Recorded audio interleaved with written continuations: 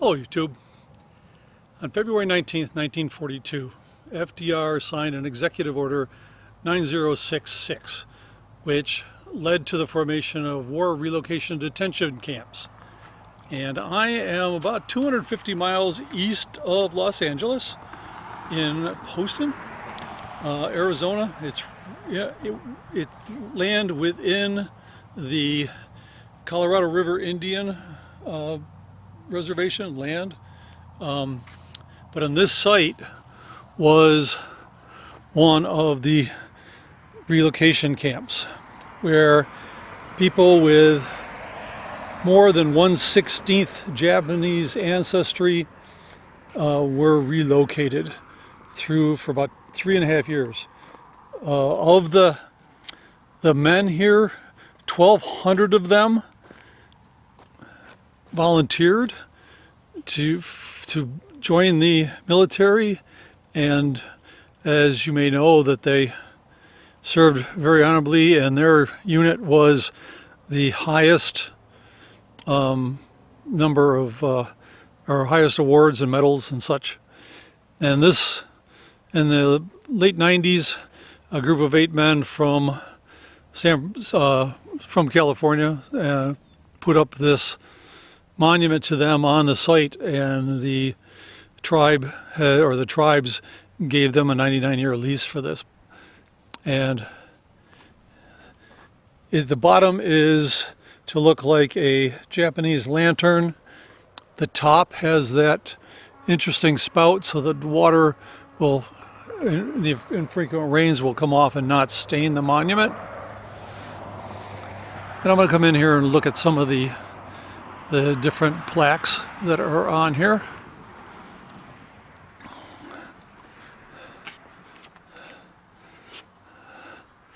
And it basically tells the story of this. Let's see, there were 10 of the centers. We did visit one last year. If you look back through my videos, there is a video for another one that was up in Utah, I think southern Utah. So, but the people that came here were only allowed to what they could carry on their back and one bedroll. So when they did get here, a lot of the children found a lot of new playmates and stuff, but they didn't have any toys. People were able to be creative with some of the packing crates and stuff, make toys for the kids.